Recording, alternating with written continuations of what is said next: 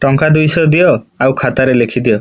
ଲୋକମାନଙ୍କ କନଫିଡେନ୍ସ ଏତେ ବଢ଼ିଗଲାଣି ସାଙ୍ଗମାନେ, ସୁବିଧା ଅସୁବିଧାରେ ଟଙ୍କା 200-300 ଆମେ ବାକି କ'ଣ ସଉଦା ଦେଇଦେଉ ତାଙ୍କୁ, କିନ୍ତୁ ଆଜି ଜଣେ ଭାଇ ଆସିକି ମୋତେ କହୁଛନ୍ତି କି ଟଙ୍କା 200 ଦିଅ ଆଉ ଖାତାରେ ଲେଖିଦିଅ, ଆଉ ଟଙ୍କା ଆସିଲେ ମୁଁ ତମକୁ ଦେଇଦେବି। ମାନେ ଆପଣମାନେ ଗୋଟେ ଚିନ୍ତା କରନ୍ତୁ, ସେ କୋଉ ସାହସରେ ଆସିକି ମୋତେ ଟଙ୍କା ମାଗୁଛି। ଏଇଟା ଗୋଟେ ଦୋକାନ, କାହା ଘରକୁ ଯାଉନ ଯେ ଟଙ୍କା 200 ତମେ ମାଗି ଦଉଛ। ଦ୍ୱିତୀୟ କଥା, ତମକୁ ସୁବିଧା ଅସୁବିଧାରେ କ'ଣ ଟଙ୍କା 200ରେ ସଉଦା ଦେଇ ଦଉଛୁ, ତମେ ଏତେ କନଫିଡେନ୍ସରେ ଆସିକି ଆମକୁ ଟଙ୍କା 200 ଯେ ମାଗୁଛ, ଆମ ପାଖରେ କ'ଣ ଅଧିକ ଟଙ୍କା ତମେ ଥୋଇ ଯାଇଥିଲ କି? ମୁଁ କଥା ତ ଭାବି ପାରୁନି।